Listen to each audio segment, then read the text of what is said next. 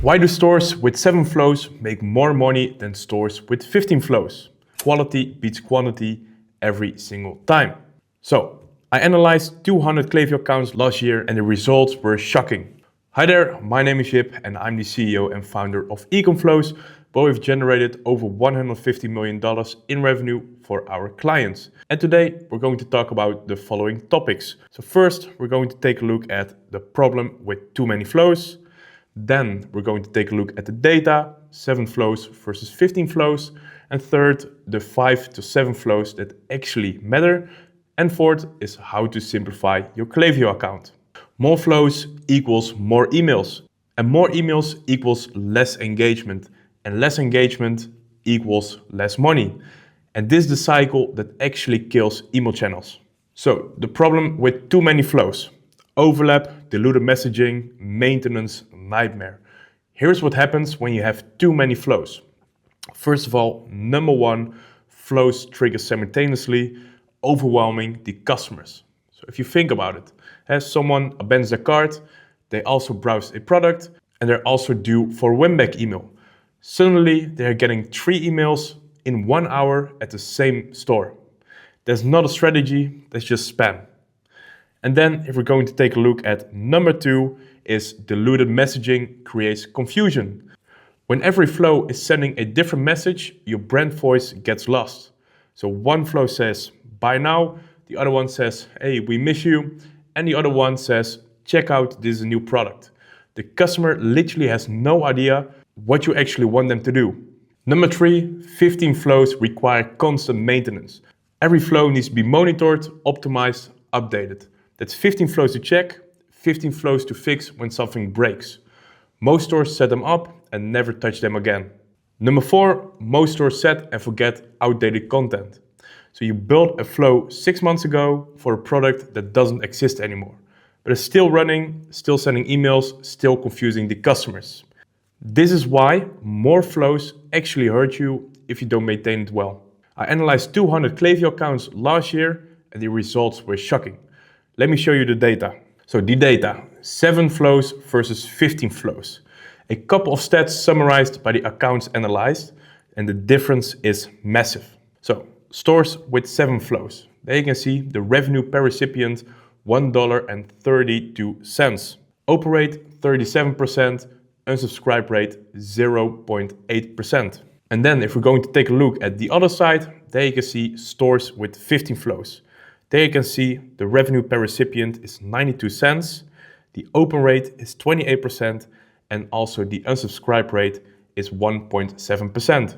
So if we're going to take a look at the data, stores with 7 flows make 43% more revenue per email than stores with 15 flows. Same product, same customers, same platform. The only difference, they focused on quality instead of quantity. You don't need 15 flows, you need to have 5 to 7 great flows. So here are the 5 flows that actually matter. And these cover every stage of the customer journey. And these flows are tailored for a dropshipping setup. So if we're going to take a look at flow 1, this will be the welcome series, 2 to 3 emails. Flow number 2, the abandoned cart, 2 to 3 emails. Then flow number 3 is the post-purchase, 1 or 2 emails. Flow number 4, the abandoned checkout, 2 to 4 emails. Then flow number 5 is the browse abandoned, 2 to 3 emails. And these are the 5 core flows. Then if we're going to take a look at the other side, there you can see the optional flows. So if you eventually want to add some more flows, these are optional. So there you can see the customer Winback with 2 emails. And then also the tracking flows. We always suggest to send tracking updates based on the following triggers: pre-transit, in-transit, out for delivery, and also delivered email. So that's it, 5 core flows, 2 optional, 7 flows in total. And these actually cover every stage of the customer journey. When someone signs up, welcome series, somebody browses or watches a product, browse abandoned, somebody abandons the cart, cart flow, somebody abandons the checkout, then they get the checkout flow. Every stage covered, no overlap, no confusion. So do you already have a lot of flows? Then it's time to audit. So here's a way to clean up your Klaviyo account. So here's actually how to simplify. So 4 steps to clean up your Klaviyo account to get rid of unnecessary flows. Step 1, audit the last 30 days, which flows actually generate revenue. Go into Klaviyo, take a look at your flow analytics, and then click last 30 days. Which flows actually made money?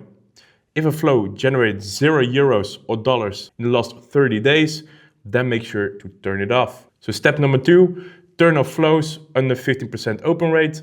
If people aren't actually opening up the emails, the flow is dead weight. So then you have to turn it off because it's only hurting your sender reputation. And then step number 3 is consolidate overlapping flows into the core 5. So if you already have, like for example, 3 different cart abandonment flows, make sure to combine them into one. Consolidate everything into the core 5. And then step number 4 is optimize your existing flows instead of adding new ones. So here's a quick tip. So a well-optimized cart abandonment flow beats 10 mediocre flows every time. Make sure to start building and start optimizing.